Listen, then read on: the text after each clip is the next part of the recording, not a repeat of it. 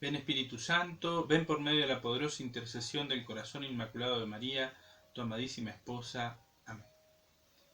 Estamos en nuestro cuarto día de preparación para la consagración al corazón inmaculado de María, y en este día vamos a hablar un poquito de los títulos marianos. Ustedes saben, como hemos dicho anteriormente, los dogmas han sido proclamados solemnemente, muchos de los dogmas, porque en algún momento fue necesario recalcar alguna verdad de fe, porque algún grupo de personas o de estudiosos o de teólogos argumentaban que tal verdad de fe no debía ser creída de esa manera. Entonces, el magisterio de la Iglesia, para reafirmar aquellas verdades que están contenidas implícitas o explícitamente en la Sagrada Escritura y explícitamente, ciertamente, en la Sagrada Tradición, es decir, que la Iglesia las ha creído siempre de esa manera, el magisterio en algún momento de la historia ha solemnemente proclamado esas verdades de fe.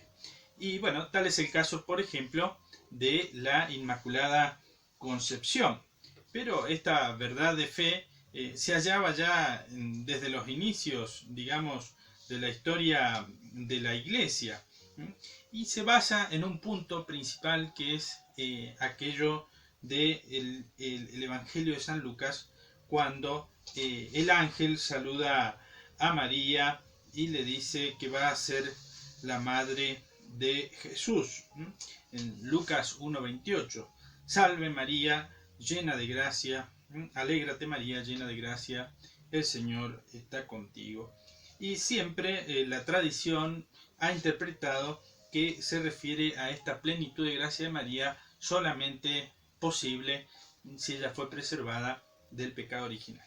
En el siglo XIX, como les decía, el modernismo proponía que ciertas verdades de fe no debían ser creídas de tal manera. De hecho, ellos hablaban, estos son mitos, y era esta tendencia cientificista que vaciaba el contenido de las verdades de fe, queriendo dar explicaciones naturales a todo lo sobrenatural. Sabemos de las consecuencias nefastas del modernismo, que fue también condenado ya por el Papa San Pío X, ¿bien? Pero esto ya comenzó en el siglo XIX, y por eso el Papa Pío IX va a proclamar el dogma de la Inmaculada Concepción. En la bula Ineffabilis Deus del Papa Pío IX del año 1854 va a decir: la bienaventurada Virgen María fue preservada inmune de toda mancha de pecado original en el primer instante de su concepción, por singular gracia y privilegio de Dios omnipotente, en atención a los méritos de Jesucristo, el Salvador del género humano. Por eso vemos que este dogma de la Inmaculada Concepción tiene que ver entonces con que María es hecha principio de la salvación, en el sentido que María va a ser la madre del Salvador. Recordemos la definición filosófica de principio, aquello de lo cual algo procede de algún modo. Entonces María es principio en cuanto que da la naturaleza humana al Hijo de Dios. Y en vistas a los méritos de Cristo, ella fue preservada del pecado. Es decir, ella no es la causa eficiente de la salvación, pero es causa o principio en un cierto modo, como les estoy diciendo, y por eso Dios la preservó del pecado original, porque de ella debía nacer el Salvador.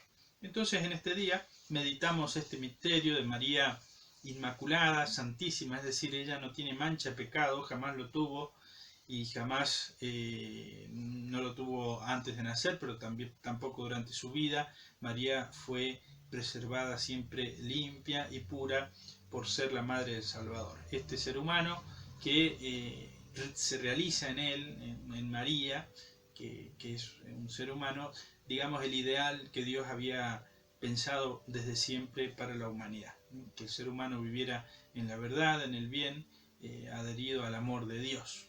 María es este ser humano que ha cumplido todo esto. Ciertamente Jesucristo también es hombre y con más razón, siendo Dios, también cumple todo esto. Pero María es ese ser humano, porque ella no es Dios, que ha cumplido perfectamente la voluntad de Dios sobre la creación, sobre el ser humano, y ella por eso es la toda santísima, la toda pura, la toda inmaculada.